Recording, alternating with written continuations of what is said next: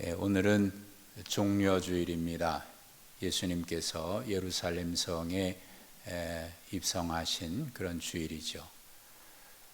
예루살렘에 입성하셔서 한 주간 예루살렘에 머무셔서 여러 가지 일들을 하셨고 마침내는 십자가의 고난을 당하시고 죽으시고 다음 주일 부활주일에 부활하시는 부활주일을 맞이하게 되죠. 기독교에서 부활주일은 구약의 유대인들의 유월절과 연결되어 있습니다. 예수님이 예루살렘에서 고난당하시고 유월절 전날 십자가에 죽으신 다음에 유월절이 지난 주일이죠. 우리가 부활주일로 지키는 그때 부활을 하셨습니다. 그래서 부활주일은 유대인들의 유월절과 연결되어 있는 그런 절기입니다. 유대인들은 유대인의 모든 남자들은 반드시 지키는 3대 절기가 있습니다. 유월절이 그것이고, 그 다음에 칠칠절, 오순절이라고 하기도 하고, 그리고 장막절, 초막절이라고도 하는 그 3대 절기는 유대인들이 모두가 지켜야 하고, 특별히 남자들은 반드시 예루살렘에 가서 지켜야 하는 그런 절기입니다. 그 중에서 가장 큰 절기, 가장 중요한 절기는 유월절입니다. 이때는 남자들뿐만 아니라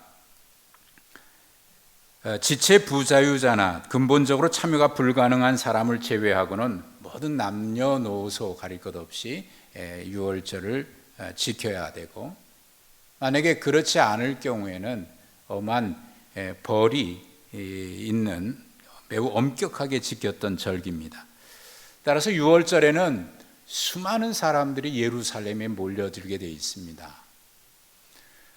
유대인 역사가 요세푸스의 기록에 의하면 그 당시 유월절에는 예루살렘에 170만 명의 인파가 모여들었다라는 기록이 있습니다.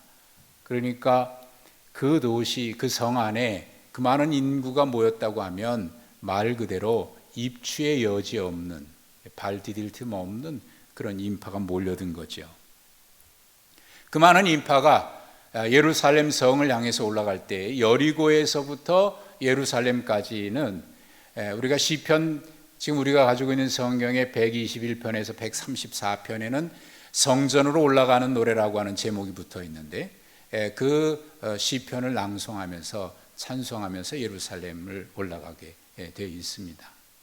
그러니 적게는 몇 명, 또 많게는 100명에 이르기까지 수많은 사람들이 그 성을 향해서 올라가면서 이 찬송을 부르면서 올라가는 것을 여러분 아마 상상만 해도 굉장할 거예요. 정말 굉장한 장관의 모습입니다. 그렇게 기쁨의 절기, 감사의 절기를 앞에 두고 있는 유월절을 이틀 앞두고 있는 이 예루살렘에 우리가 보고 있는 이 말씀에는 왠지 모르게 어두운 그림자들이 보이고 있습니다. 유월절 절기를 준비하기 위해서 분주해야 될 대제사장의 관정에는 그 당시 제사장이 가야바인데요, 대제사장은 한 명인데 그의 장인 안나스까지 여전히 제사장으로서의 권한을 행사하고 있어서 본문에는 제사장들이라고 하는 복수형으로 나타나 있는데, 그들과 백성의 대표인 장로들이 모여서 이번 유월절에 반드시 예수와 그의 제자들이 예루살렘에 올 테니까 이번에 그들을 잡아서 죽이자라고 하는 흉계를 꾸미고 있는 겁니다. 요한복음 15장 57절의 기록에 의하면 이미 그들은 예수를 누구든지 발견만 하면 신고해서 그를 잡을 수 있도록 하라고 하는 포고령이 떨어진 상태입니다. 이것이 기쁨의 절기, 가장 중요하게 여기고 감사로 지켜야 될 유월절을 앞두고 있는 예루살렘의 그 당시의 모습입니다. 다만 그들이 염려했던 것은 예수님을 따르는 많은 무리들이 있으니 그들이 혹 밀란을 일으킬까, 그것이 두려워서 이번에 잡기는 하지만 죽이는 것은 6월절이 지난 다음에 죽여야 되겠다라고 하는 그런 앞으로 일어날 일에 대한 일까지 계산해 두고 치밀하게 계획을 세우면서 이런 음모를 꾸미고 있는 겁니다. 이게 예루살렘에서 2000년 전에 있었던 6월절 당시의 예루살렘의 모습입니다. 예수님은 이런 일이 닥쳐올 것을 아직 눈치채지 못하셨을까요? 예수님과 제자들은 그 예루살렘에서 멀리 떨어지지 않은 곳, 불과 3km 정도 동쪽에 감난산 쪽에 있는 베단이라고 하는 마을에서 어느 집에 한가롭게 식사를 하고 있습니다. 그 사람은 나병 환자로 알려진 시몬이라고 하는 사람의 집입니다. 이전에 나병 환자였다가 예수님의 은혜를 입어서 고침을 받은 사람입니다. 그가 그 은혜를 감사해서 이번 6월절에 예수님과 제자들이 올라오시면은 자기 집에 초대를 해서 저녁 식사를 대접해야 되겠다 그렇게 생각을 하고 예수님을 자기 집에 초대를 한 거죠. 예수님이야 죽음을 예견하고 여기까지 올라오셨지만 자칫 잘못했다가는 예수님을 초대해서 식사를 대접했던 그 시몬과 그의 집안까지 위험에 처해질 수 있는 그런 상황입니다. 어쨌든 예루살렘의 험악한 분위기와는 달리 시몬의 집은 화기애애한 잔치와 같은 분위기로 식사가 이어지고 있습니다. 그런데 그 즐거운 식사 시간 예상치 못한 어떤 한 일로 인해서 소란이 일어났고 분위기가 달라졌습니다. 요즘 흔히 하는 표현으로 갑분싸, 갑자기 분위기가 싸해진 거예요. 한 여자가 예고도 없이 식사하는 그 자리에 들어와서 예수님의 머리에 향유 한 병을 깨트린 채로 부은 겁니다. 일반적으로 손님이나 귀한 손님이 오시면 향유 한 방울 정도 머리에 발라드리는 것이 예의인 그때에 한 방울도 아니고 옥합을 통째로 머리에 부었다고 하니까 놀랄 일 아니겠습니까? 거기다가 그 당시의 문화로서는 남자들만 모여서 식사하는 자리에 여자가 예고도 없이 찾아온다고 하면 그는 창녀일 것이라 라고 하는 이것이 그 당시의 문화예요.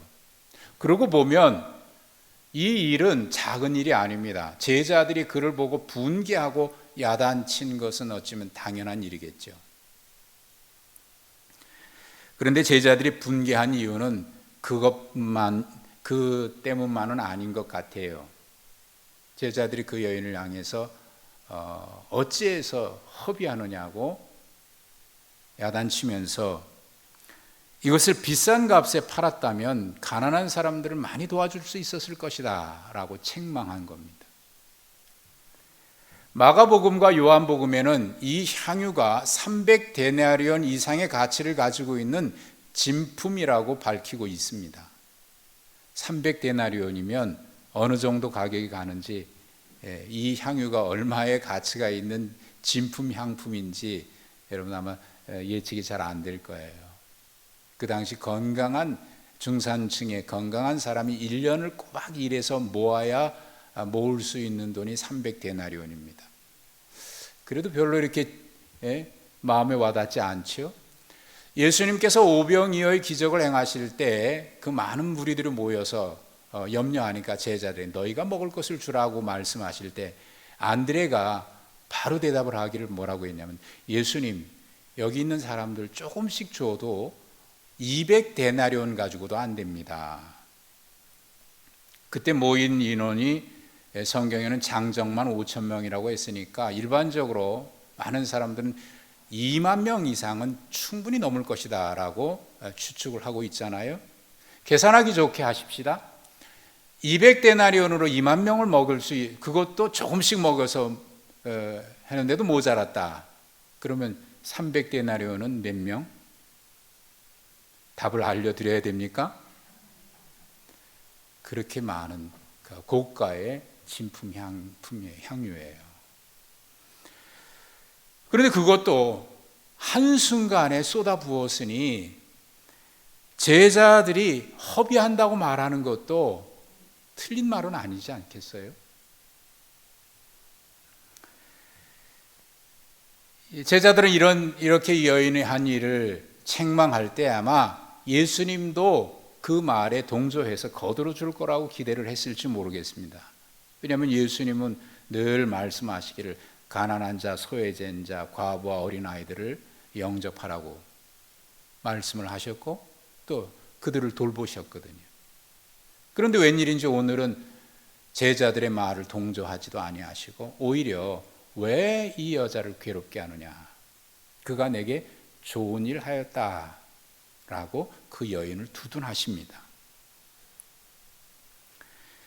제자들과는 달리 예수님은 내게 좋은 일을 했다고 완전히 다른 평가를 하신 겁니다.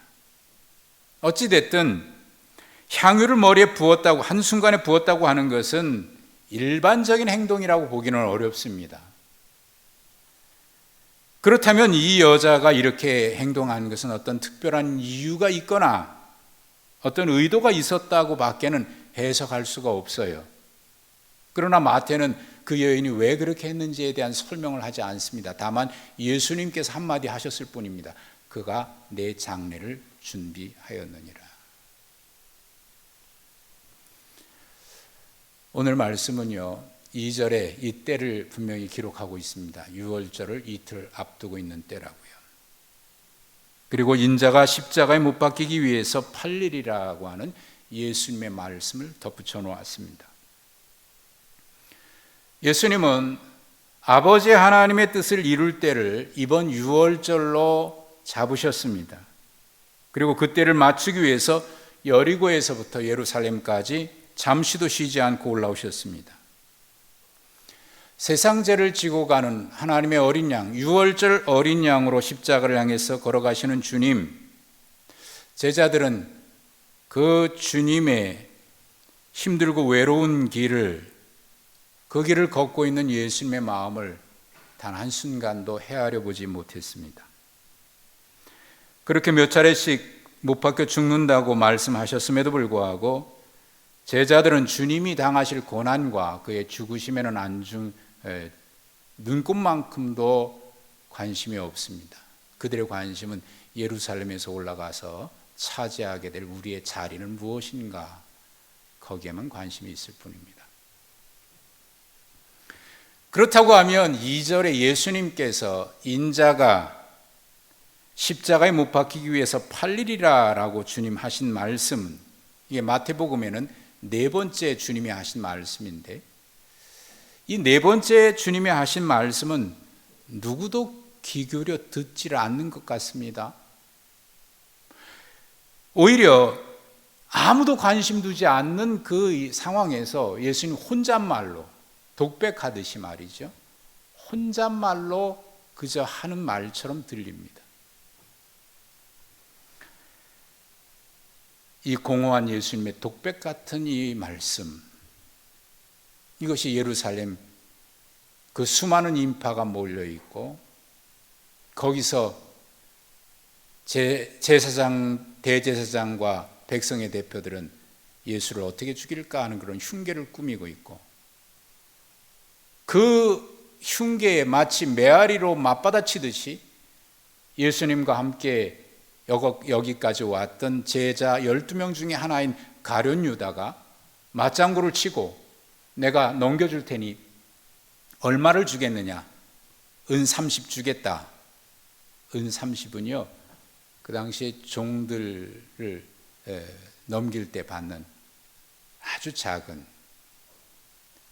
가치에 비교할 수 없는, 그거 받고 예수님 팔기로 하고 언제 그 디데이로 잡을까 그 기회를 엿보고 있는 그 소리가 말이죠, 이 소리는 아니지만 예수님의 독백 같은 소리, 아무도 귀 기울이지 않는 그 소리에 비하면 이 흉계와 제자가 맞장구 치고 있는 이 모습은 온 성을 뒤덮고 있을 만큼 웅장한 소리로 들리지 않습니까? 예수님이 예루살렘에 올라오시면 반드시 가시는 두 곳이 있습니다. 하나는 겟세마네, 감람산 안에 있는 겟세마네라고 하는 동산이고, 또 한 곳은 베다니라고 하는 것을 자주 가셨습니다. 겟세마네 동산에 가신 이유는 기도할 때 가셨고, 베다니를 가실 때는 쉬기 위해서 가셨습니다. 오늘은 베다니로 가셨죠. 갈릴리에서 여리고를 거쳐서 그리고 예루살렘까지 쉬지 않고 오신 주님은 마지막 십자가의 고난을 며칠 앞두고 말 그대로 고독의 길, 단독자로 누구도 대신할 수 없는 그 일을 외롭게 걷고 계십니다. 어두운 세력들의 위험이 점점 좁혀오고 있는 이때, 주님께 받은 은혜를 기억해서 주님을 저녁 식사에 초대한 나병 환자였던 시몬, 그리고 옥합을 깨뜨려 최고급 향유를 예수님의 머리에 부은 한 여인, 그 여인이 정말 예수님의 장례를 예견하고 그 옥합을 깨뜨려 부었는지는 알 수 없습니다.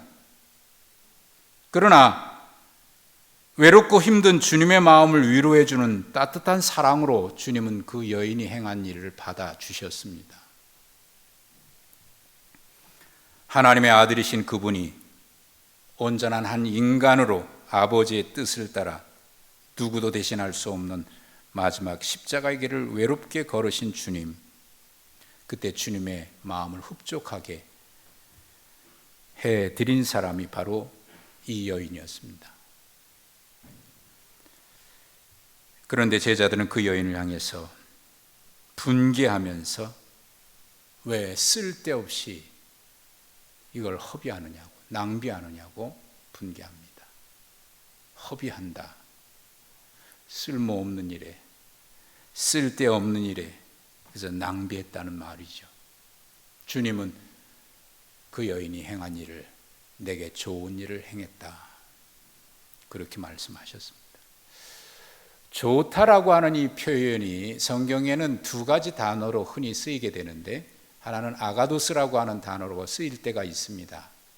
그럴 때는 왠지 모르게 율법적으로 완전하고, 그래서 그 규범에도 맞고 할 때 그런 단어를 쓰는데, 여기에는 그 단어를 쓰지 아니하고 오히려 칼로스라고 하는 단어를 썼는데, 이것은 거기에 격에는 좀 맞지 않는 것 같긴 하지만 왠지 모르게 거기서 정을 느끼게 되고 사랑을 느끼게 될 때 그럴 때는 이 표현을 써요. 그러니까 당시 상황으로 보면 이 여인의 행동은 예의에 어긋난 것처럼 보이기도 하고요, 품이 없는 행동으로 보입니다. 당시 관습에 의하면 귀한 손님이 집에 들어올 때나 식사 자리에 앉을 때 머리에 향유 한 방울 떨어뜨리는 것이 예의라고 말씀을 드렸는데, 그런데 이 여인은 사람들이 많은 곳에 향유를 가지고 나왔고 한 방울 떨어뜨린 것이 아니라 옥합을 깨뜨려서 그 머리에 다 부었습니다. 그러니 격에 맞게 표현한다면 아가도스라고 하는 말로 표현하기는 격이 안 맞는 것 같아요. 그러나 주님은 오히려 그 여인의 행동에서 뭔가 정을 느끼고 사랑을 느꼈기에 칼로스, 그가 내게 좋은 일을 행했다라고 말씀하신 겁니다. 과유불급이라는 말 아시죠? 지나친 것은 모자람만 못하다. 아무리 좋은 것도요, 지나치면 좋게 보이지 않을 때가 있습니다. 예의를 갖추기는 하나 이것이 너무 지나치면 존경이나 존중이 아닌 무시하는 것으로 오해받을 수가 있습니다. 감사라고 하는 말, 감사하다는 말을 수십 번, 수백 번 계속하면 정말 감사해서 저런가? 나를 조롱하는 거 아니야? 오해받을 수가 있고요. 미안하다라고 하는 말도 지나치게 많이 하면 정말 미안해서 사과하는 거야? 아니면 빈정대는 거야? 오해받을 수가 있습니다. 지나치게 밥을 많이 퍼주면 내가 어디서 밥 한 끼 못 얻어먹고 다니는 사람으로 보나? 그런 마음이 들 때도 있어요. 그러나 군에 갔던 아들이나 타지에 갔던 자녀들이 오래간만에 집에 오면 그걸 뭐라 그럽니까? 밥을 잔뜩 퍼주는, 옛날 우리는 고봉으로 퍼준다 그랬는데 고봉으로 잔뜩 퍼주는 것은 사랑이지 않아요? 처갓집에 오랜만에 갔더니 장모님이 공깃 그릇도 아니고 주발에다가 하나 가득 푸고 그 위에 또 한 그릇을 엎어서 붓듯이 이렇게 산을 만들어서 퍼주는 것은 사랑이지 않습니까? 그건 사랑입니다. 낭비인가 헌신인가의 차이는 여기에 있습니다. 사랑이 있고 없고의 차이입니다. 사랑이 없는 행위는 무시이고 조롱일 수 있습니다. 그러나 사랑으로 행위는 거룩한 헌신입니다. 낭비인가 헌신인가의 차이는 계산하느냐 계산하지 않느냐의 차이에 있습니다. 계산하면 낭비가 되고 사랑하면 헌신이 됩니다. 사랑하는 자에게는 아무리 값진 것을 주고도 또 주고 싶습니다. 낭비한다는 생각이 들지 않습니다. 이성적이고 합리적으로 계산하는 사람은 하나님을 향한 사랑을 낭비라고 말할 때가 있습니다. 그리고 거룩한 헌신을 왜 그렇게 무모한 짓을 하느냐라고 말할 수가 있습니다. 여러분, 예수님께서 십자가에서 고난당하시고 십자가에서 물과 피를 다 쏟으신 것이 무모한 일입니까? 그것이 무모하지 않은 이유는 이 때문 아닙니까?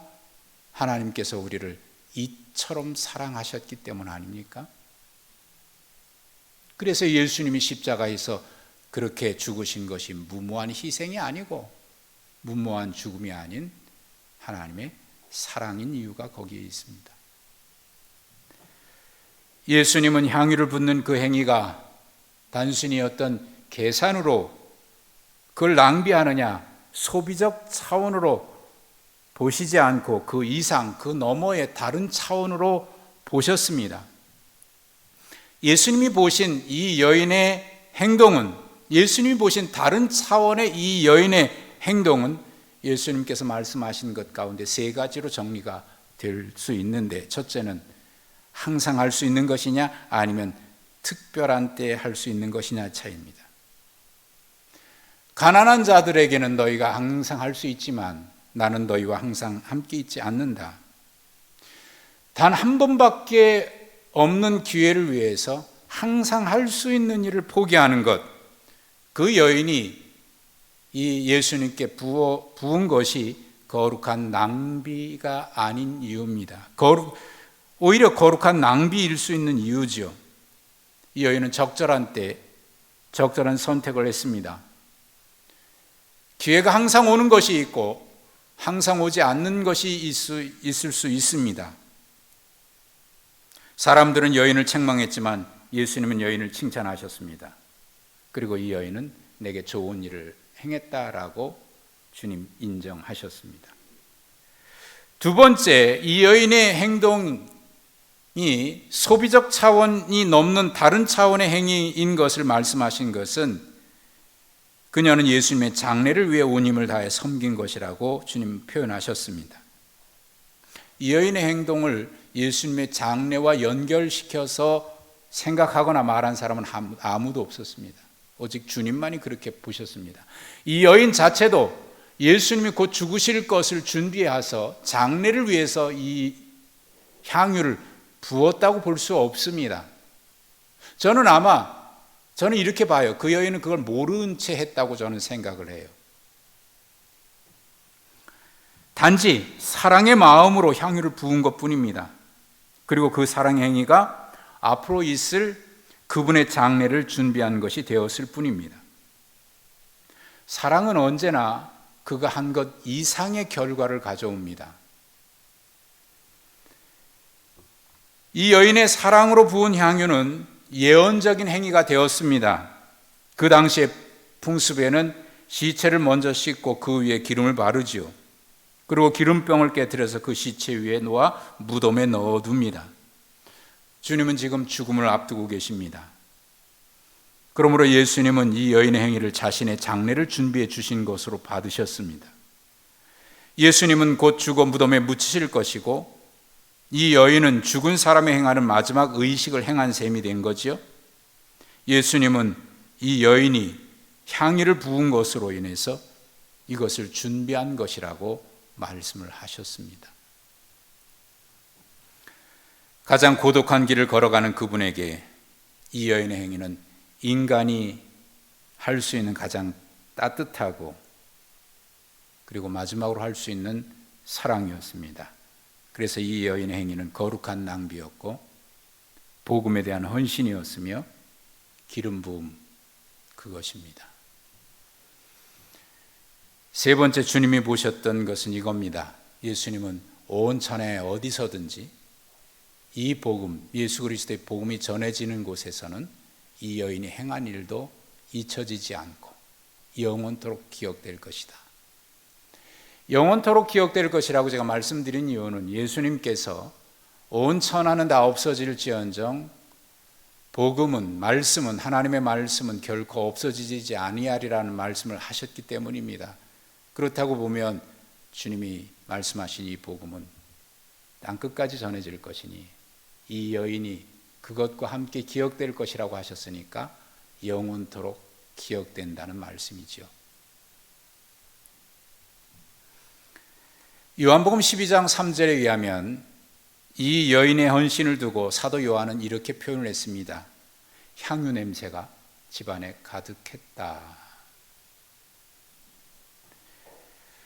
거기 가득했다라고 할 때 사도 요한은 한 번 가득했다라고 하는 표현이 쓰지 않았습니다. 그것이 없어지지 아니하고 영원토록 그 향유 냄새가, 향기가 남아있다라는 뜻으로 그 단어를 썼습니다. 따라서 요한은 오랜 세월이 지난 뒤에 이 사건을 기록할 때 이 여인의 헌신도 기억했을 뿐만 아니라 그 당시에 남아있는 그 향유가 지금까지 내 코에, 내 영혼에 그 향기가 느껴지듯이 지금까지도 그것을 느끼고 있는 겁니다. 여인은 값으로 계산하면 엄청나게 비싼 값을 지불했죠. 그러나 그것은 우발적인 충동으로 한 것은 아닙니다. 시몬의 집에 와서 향유를 붓기까지 그는 많은 생각을 했을 것이고 자기 집에서부터 그 향유를 들고 나온 것이니까 이미 우발적인 충동이 아닌 준비된 마음으로 가져온 것입니다. 그리고 향유를 가지고 들어올 때까지 향유 냄새는 나지 않았을 겁니다. 병에 담겨 있을 때도 향기는 퍼져나가지 않습니다. 향유를 담은 병이 수백 개, 수천 개 있다고 하더라도 결코 향유 냄새는 나지 않습니다. 언제 납니까? 옥합이 깨지는 순간, 그리고 부어지는 그 순간 향기가 나기 시작합니다. 그러나 저는 이 향기가 그 집안에 가득하고 또 영원할 수밖에 없는 또 다른 이유를 봅니다. 단순히 부어졌기 때문에 향유 냄새가 진동한 것이 아니라 거기에 사랑이 있기 때문입니다. 그러므로 그 향기는 향유의 냄새에다가 더해진 헌신의 향기가 합해진 것입니다. 오랜 세월이 지난 지금 우리가 이 복음을 들으면서도 여전히 이 여인의 헌신과 이 여인의 향기를 맡을 수 있는 것은 향유 냄새가 아니라 그 여인의 사랑의 헌신이기 때문에 우리도 지금까지 이 사건을 대하면서 마치 그 향기를 느끼듯이 마음에, 우리 영혼에 다가옵니다. 복음이 전파되는 곳에는 이 여자가 행한 일도 말하여 기억될 것이다. 주님의 말씀은 값진 향유 때문이 아니라 값진 헌신이기 때문에 말씀하십니다. 캐나다 리전트 대학교의 영성신학 교수인 마르바던이라고 하는 분이 미국 뉴저지의 한 대학교에서 강의를 하고 있었습니다. 그때 한 학생이 손을 들고 이런 질문을 했습니다. 교수님, 질문이 있습니다. 우리가 지금 하는 이 일이 무슨 의미가 있습니까? 이 일은 그저 헛된 일 아닙니까? 시간을 낭비하는 그런 일 아닙니까? 그런 질문을 했습니다. 그 학생이 이렇게 질문했던 이유는 그가 공부하고 있는 그 학문이 사람들에게 점점 잊혀지고 있는 거예요. 교회 오르간, 그리고 교회 찬양대, 그 일을 교회 음악을 전공한 학생인 것 같아요. 그런데 그거에 대한 관심이 점점 사람들에게서 잊혀집니다. 그러니 미래가 없는 거예요. 교수님, 우리가 지금 시간 낭비하고 있는 것 아닙니까? 그 자리에서 대답 안 했습니다. 다음 날 그 학교 채플 예배 시간에 마르바 던 교수가 설교를 합니다. 설교의 제목은 거룩한 시간 낭비. 그 설교에서 이렇게 얘기합니다. 실용주의 가치관으로 가득한 세상에서는 예배마저도 효율성을 따지고 이 예배를 통해서 내가 무엇을 얻을 수 있을까? 어떤 효과를 거둘 수 있을까? 예배마저도 내가 얻고자 하는 일을 위한 수단으로 생각하고 있는 그런 가치관이 팽배해지고 있는 이때에, 기독교인마저도 그렇게 생각하고 있는 이때에 이런 문제를 지적하면서 그런 가치관이 가득한 이때로 보면 진정한 예배는 오직 하나님을 높이는 단 하나의 목적 이외에는 없습니다.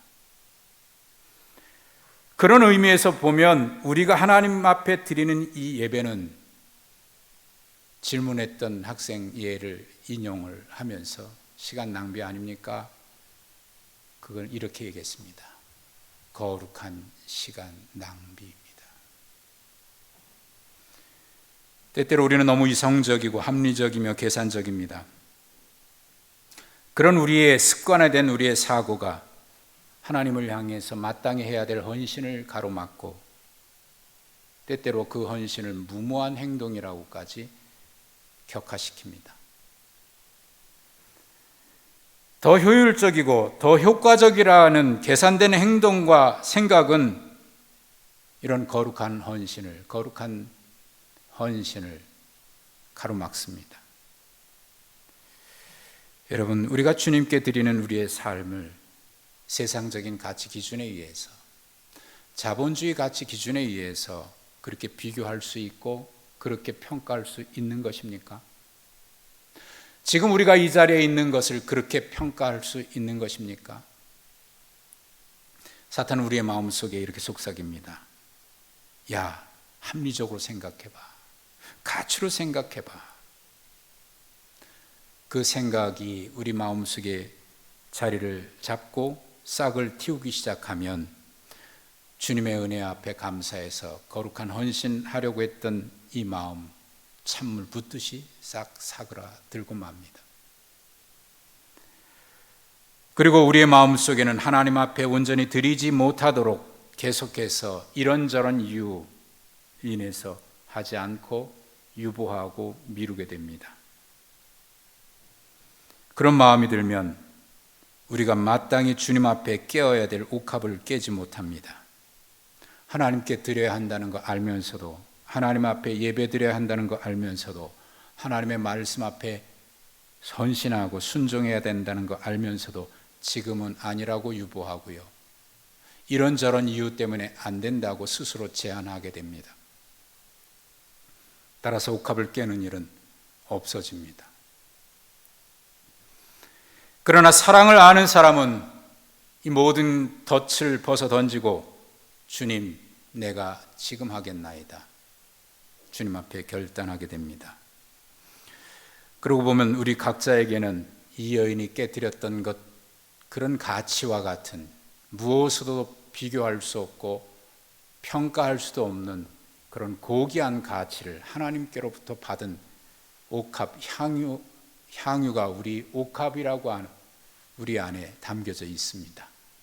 하나님의 형상, 하나님의 은혜로 구원받은 하나님의 자녀, 비교할 수 없는 가치의 향유가 우리 모두에게는 있습니다. 우리가 참된 그리스도인이라고 한다면 이 여인이 사랑으로 했듯이 우리도 사랑으로 옥합을 깨뜨리는 그 순간이 우리에게도 있어야 할 것입니다. 말씀을 마치면서 세 가지 질문을 합니다. 이것은 여러분에게도 던지는 질문이지만 제가 이 말씀을 대하면서 저 스스로에게도 던진 질문이기도 합니다. 첫째는 내가 예수님을 사랑하고 있나? 두 번째는 내가 예수님을 사랑한다면 그 사랑은 무엇으로 어떻게 표현하고 있나? 세 번째는 나의 사랑의 표현은 진정 헌신적인 것인가? 이런 질문을 던집니다. 부활주일을 앞두고 있습니다. 주님의 고난의 시작인 종료주일, 그리고 이번 한 주간은 고난주간으로 보냅니다. 우리 교회는 이 한 주간 특별 새벽 기도회로 모이기로 이미 몇 주 전부터 말씀을 드렸습니다. 그리고 다음 주일 부활주일에는 우리 교회 창립 50주년을 앞두고 보리떡 비전 헌금을 작정하기로 우리 마음을 모으고 기도하고 있습니다. 이 일에 우리가 사랑의 마음으로, 사랑으로 하는 헌신으로, 기쁨으로 즐거이 참여할 수 있기를 바랍니다. 그리고 우리가 드리는 모든 예배가 바로 이런 사랑의 헌신이기를 간절히 소망합니다. 하나님 아버지, 은혜와 사랑을 감사합니다. 우리는 압니다. 우리가 받은 이 사랑이 무엇으로도 비교할 수 없고 또 무엇으로도 갚을 수 없는 사랑이라는 것 알고 있습니다. 우리가 그 사랑 받았기에, 갚을 수 없는 사랑이기에 우리도 주님 사랑하는 마음으로 온전한 사랑으로 예배하고자 합니다. 그리고 주의 말씀 앞에 우리가 또 그렇게 결단하고 즐거이 주님과 함께 동행하기를 결심합니다. 주님, 이 시간 사랑하는 주의 종들의 마음 속에 일어나는 이 사랑 주님 기뻐 받아 주시옵고, 주님이 받아주시는 거룩한 예배와 거룩한 헌신과 순종의 삶으로 우리 안에 주께서 부여해 주신 이 거룩한 향유가 우리의 결단과 결심으로 인한 깨어지는 옥합으로 인해서 온전히 드려지는 참된 예배와 헌신이게 하옵소서. 예수님의 이름으로 기도하옵나이다. 아멘.